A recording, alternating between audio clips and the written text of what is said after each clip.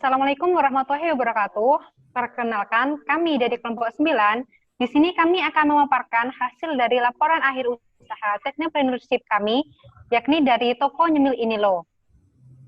Perkenalkan, nama saya Zahra Nurfitri Ramadhani. Saya Ananda Isna Fajrin. Saya Ulima Atika Rahma. Saya Zida Fitrot Salsabila. Baiklah, langsung saja kita pada pemaparan materi yang pertama yang akan disampaikan oleh Mbak Zida Fitratus Salsabila.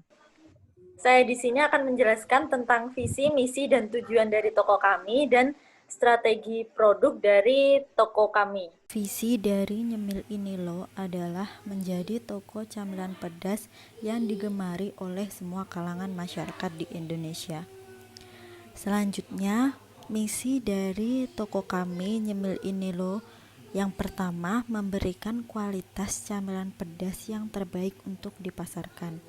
Yang kedua, memberikan pelayanan terbaik yang mengutamakan kepuasan konsumen. Yang ketiga, menjalin hubungan baik pada pelanggan.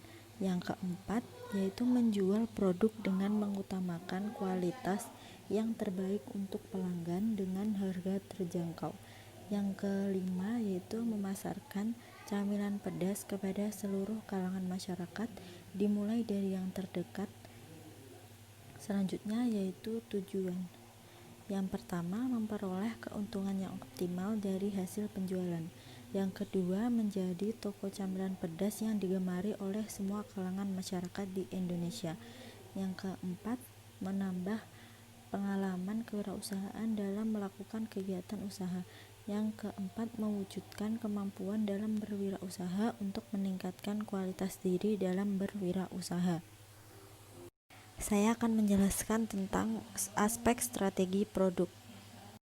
Kelompok kami memilih untuk berjualan di marketplace Shopee karena kami menganggap marketplace ini banyak digunakan dan cenderung digemari oleh mayoritas masyarakat Indonesia, khususnya kalangan muda. Alasan lainnya karena kelompok kami lebih sering menggunakan marketplace Shopee untuk berbelanja online dibandingkan dengan marketplace lain. Di Shopee juga terdapat banyak promo-promo menarik serta fitur-fitur yang mudah untuk digunakan. Poin yang kedua yaitu penawaran inti. Penawaran inti dari toko Nyemil Inilo ini adalah basreng stik pedas, basreng koin pedas, keripik kaca, dan kerupuk seblak. Sedangkan penawaran tambahan pada toko Nyemil Inilo ini adalah moreng seuhah latah-latah yang varian original. Kita memilih varian yang original karena apabila ada konsumen yang ingin mencoba camilan dengan rasa asin dan gurih.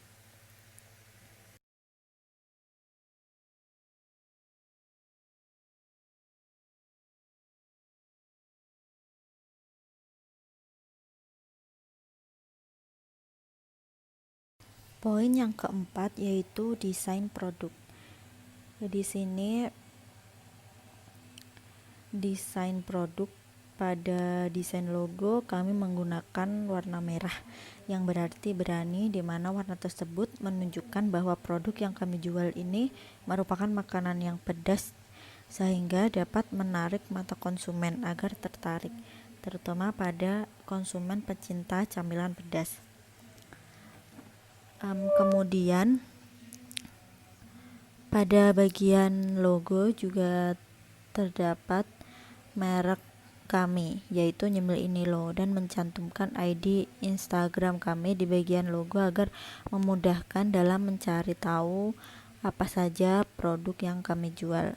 Dari segi packagingnya, produk kami menggunakan packaging dari bahan plastik yang lumayan tebal sehingga produk yang kami jual tetap awet dan crispy. Selain itu, pada bagian atas packaging sudah terdapat zip yang dapat dibuka dan ditutup apabila konsumen tidak dapat menghabiskan makanan tersebut secara langsung. Kelima yaitu identifikasi pesaing. Di sini toko kami mempunyai 3 pesaing. Yang pertama yaitu Sofiana d.n.h. Pada toko ini lebih banyak menjual varian camilan pedas dibandingkan dengan toko kami. Yang kedua yaitu chaistore.id. Pada toko ini harga produk yang dijual lebih murah daripada harga pada toko kami. Yang ketiga yaitu Daradica. Telah melakukan kegiatan promosi dengan memanfaatkan selebgram sebagai endorse, sehingga produk mereka lebih banyak dikenal oleh banyak orang. Poin yang keenam yaitu identifikasi peluang.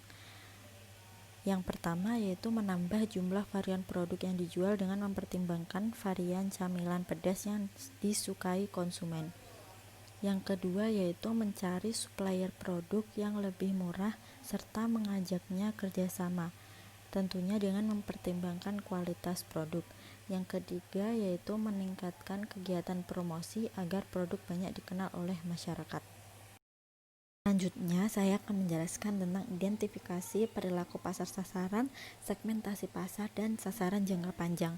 Pasar sasaran toko kami adalah wilayah Pulau Jawa yang menyukai camilan bercita rasa pedas dan masyarakat yang menyukai makanan pedas adalah dari kelompok pelajar dan non pelajar. Segmentasi dari toko kami yang pertama yaitu wanita dan pria dengan pekerjaan mahasiswa atau pelajar, pendapatan 500.000 sampai 700.000 dengan usia 15 tahun sampai 25 tahun. Segmentasi kedua dari toko kami yaitu wanita dan pria dengan pekerja atau non pelajar dengan pendapatan lebih dari 700.000 dengan usia lebih dari 25 tahun. Sedangkan sasaran jangka panjang dari toko kami yang nantinya akan dikembangkan lebih jauh adalah mengenai jangkauan pasar sasaran dan pengembangan ragam produk yang dijual. Kami juga ingin memanfaatkan endorsement untuk mendukung kegiatan promosi dari toko Nyemil ini loh ketika penjualan kami sudah terjual sebanyak 1000 barang. Terima kasih. Selanjutnya, di sini saya akan membahas mengenai aspek keuangan dari toko Nyemil ini loh. Modal awal yang kami keluarkan pertama kali adalah sebesar Rp215.400. Hal tersebut sudah meliputi biaya-biaya seperti biaya desain logo, kemudian packaging, ongkos kirim, serta harga beli barang. Sehingga total keseluruhan dari modal yang kami keluarkan adalah sebesar Rp215.400. Kemudian untuk BEP per produk bisa kita lihat pada tabel yang telah kami paparkan. Di tabel tersebut sudah terdapat total biaya, kemudian harga jual barang, asumsi keuntungan per bulan barang, serta BEP per barang. Nah, dari hasil tersebut dapat diketahui bahwa BEP per barang dari basreng stick yakni sebesar 22 unit, kemudian basreng koin 6 unit, kerupuk sebelah 22 unit, keripik kaca 14 unit, serta sewa rata-rata 24 unit. Selanjutnya, dalam strategi penentuan harga, kelompok kami menggunakan metode break-even point dan metode markup.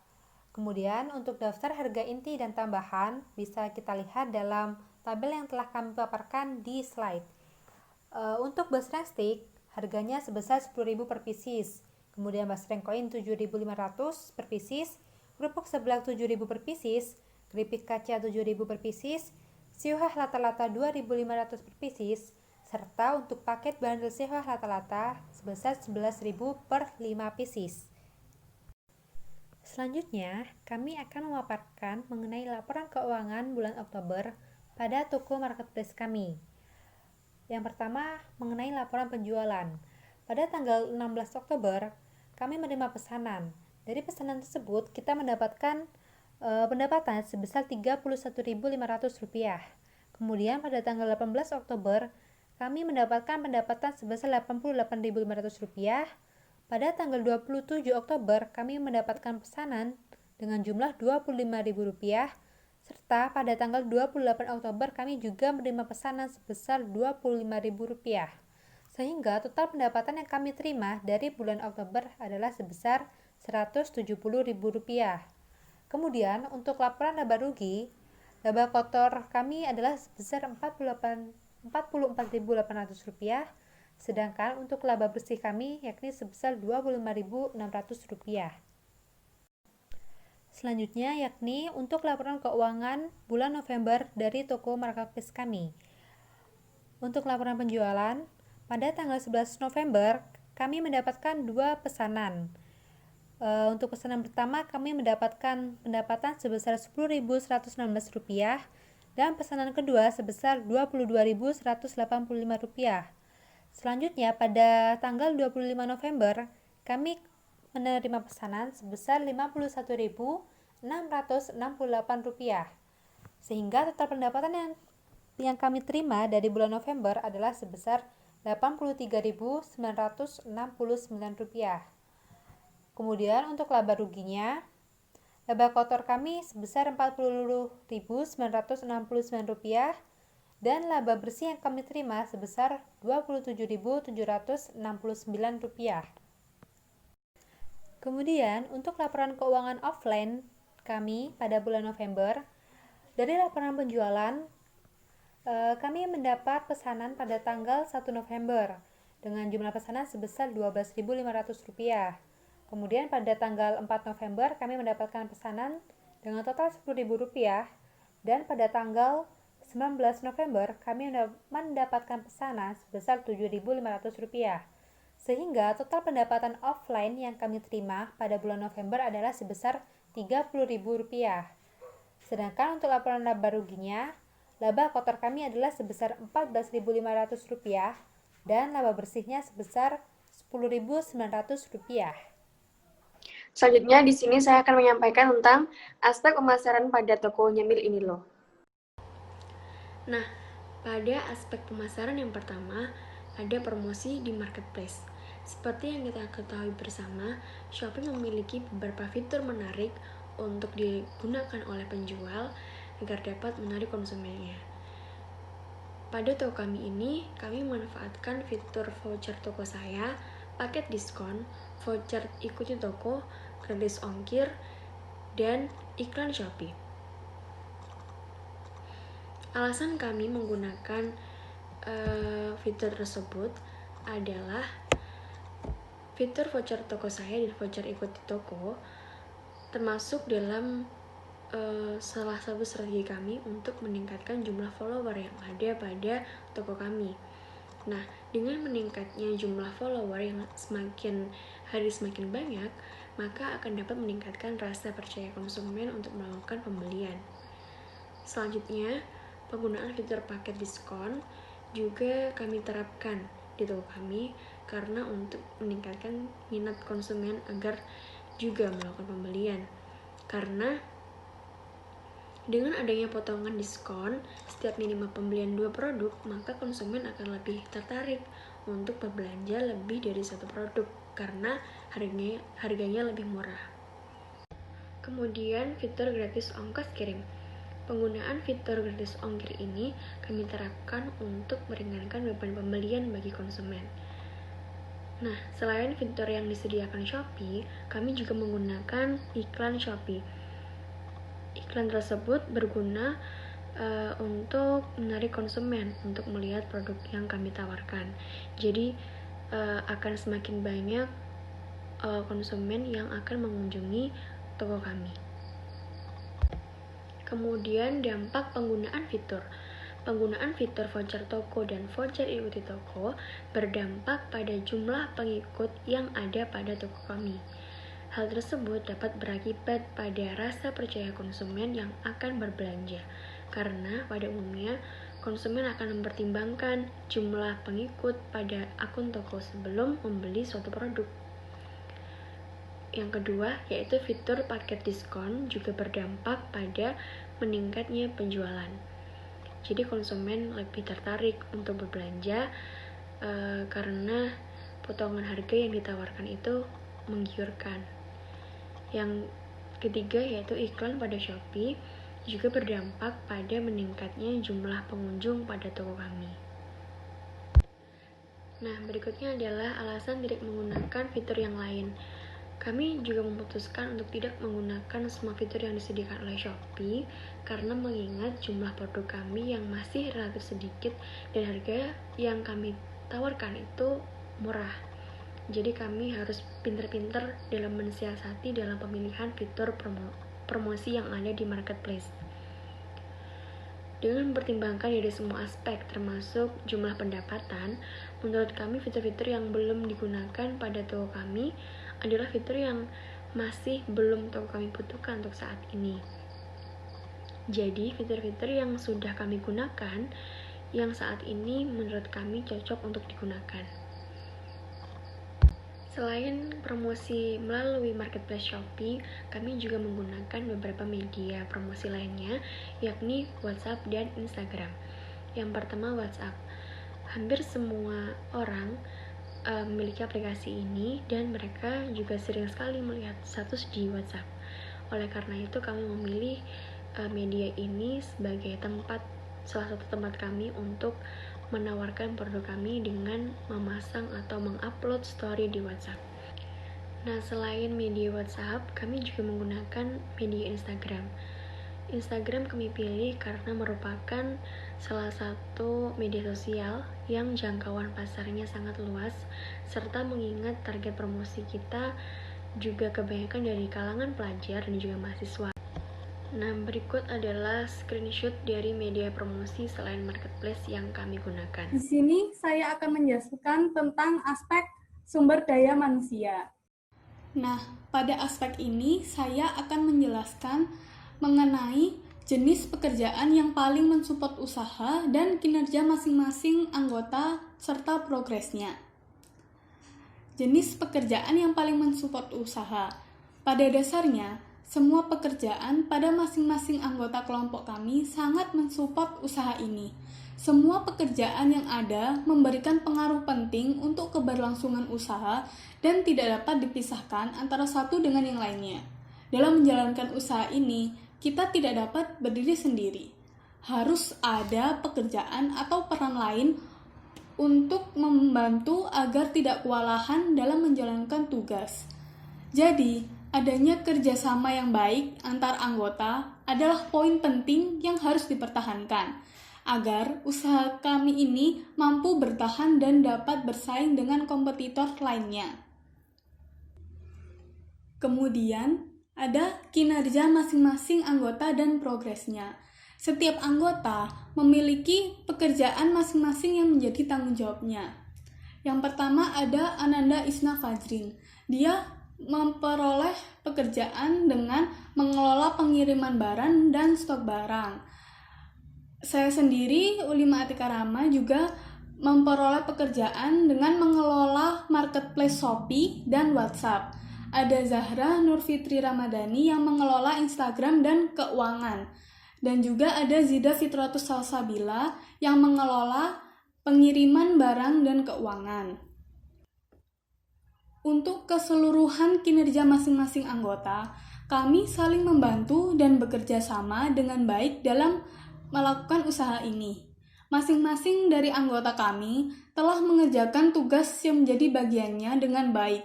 Selain itu, jika tugas pokok kami sudah selesai, kami juga akan membantu anggota lain kelompok kami yang mungkin mengalami kesulitan. Hal tersebut dilakukan agar setiap tugas dapat dikerjakan sebagaimana mestinya. Secara keseluruhan, kemajuan atau progres yang didapatkan oleh masing-masing anggota beragam bentuknya. Namun, yang menjadi poin pentingnya adalah skill atau kemampuan kami dalam berwirausaha semakin terasah. Kami menjadi lebih memahami dunia usaha dan mengetahui minat konsumen dalam berbelanja di marketplace. Kami juga dapat mengupgrade kemampuan kami dalam bidang editing foto dan konten agar lebih menarik serta mampu bersaing di marketplace. Kesimpulan dari keseluruhan pembahasan yang telah dijabarkan tentang usaha toko kami, aspek yang paling berpengaruh pada penjualan usaha kami adalah pada aspek pemasaran. Aspek pemasaran sangat berpengaruh dalam penjualan usaha kami, terlebih lagi penjualan usaha pada marketplace. Aspek pemasaran merupakan kunci agar sebuah usaha mampu bertahan dan bersaing dengan usaha-usaha yang lain. Selain itu, aspek pemasaran juga merupakan ujung tombak sebuah usaha agar mampu menarik minat konsumen untuk melakukan keputusan pembelian. Aspek pemasaran pada era milenial ini juga harus mampu memunculkan keinginan konsumen untuk membeli sebuah produk dengan penyedia konten-konten yang menarik. Selain itu, toko kami juga telah menyediakan promo dan diskon menarik untuk meningkatkan minat konsumen serta penjualan produk. Melihat dari waktu keberlangsungan usaha, toko kami termasuk baru dalam menjalankan usaha ini. Dalam hal ini, adanya kelebihan dan kekurangan usaha merupakan suatu hal yang wajar. Adapun kelebihan dalam usaha ini yakni kami menjual produk dengan kualitas bagus, penyediaan konten-konten menarik, dan harga jual yang murah. Kami menjual produk dengan kualitas tinggi atau bagus terbukti dengan produk kami yang rasanya enak, banyak diminati, dan tidak tengik atau melempem. Selain itu, kami juga membuat konten-konten yang didesain menarik dan kekinian agar mampu menarik minat konsumen untuk membeli produk kami. Produk yang kami tawarkan juga dijual dengan harga yang terjangkau. Hal tersebut agar dapat menjangkau segmen pasar yang telah kami tentukan sebelumnya. Kelebihan tersebut dapat dimanfaatkan usaha kami agar dapat menciptakan keunggulan kompetitif dari sebuah usaha. Adapun kelemahan usaha kami, yakni daya tahan produk rendah atau mudah tengik, pemasaran yang belum maksimal, dan persaingan pasar yang ketat. Dalam menjalankan bisnis produk camilan ini, kami mengaku bahwa khawatir apabila stok camilan kami akan tengik atau berubah rasa jika tidak segera dibeli. Sebagai pelaku usaha baru, kami masih belum optimal dalam memasarkan produk yang kami tawarkan. Selain itu, kelemahan kami adalah pada pemasaran yang belum maksimal. Sebenarnya, selain di Shopee, kami juga sudah memanfaatkan media sosial seperti Instagram dan WhatsApp. Namun, mungkin masih kurang meningkatkan konsumen untuk membeli produk kami. Kelemahan yang lain adalah persaingan pasar yang ketat. Banyaknya pesaing menjual produk camilan pedas sejenis yang lebih dulu memasuki pasar dan telah mendapatkan tempat di hati masyarakat.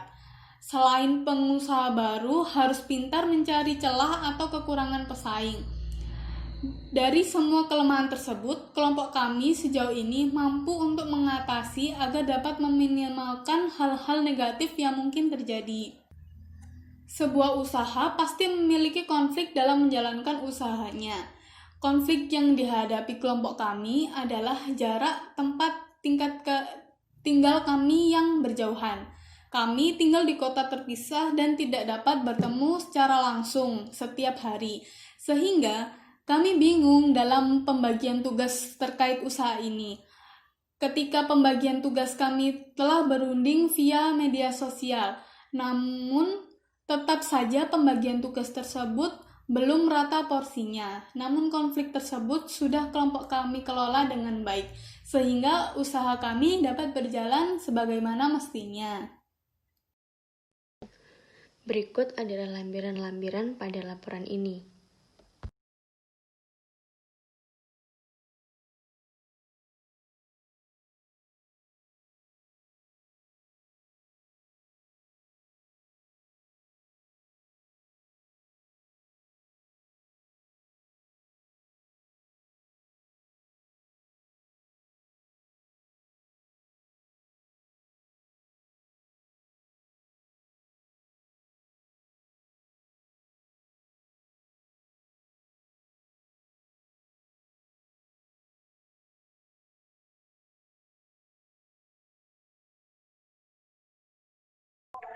Baiklah, demikian pemaparan laporan akhir usaha Technopreneurship dari toko kami Nyemil ini loh. Apabila ada kurang lebihnya kami mohon maaf. Terima kasih. Wassalamualaikum warahmatullahi wabarakatuh.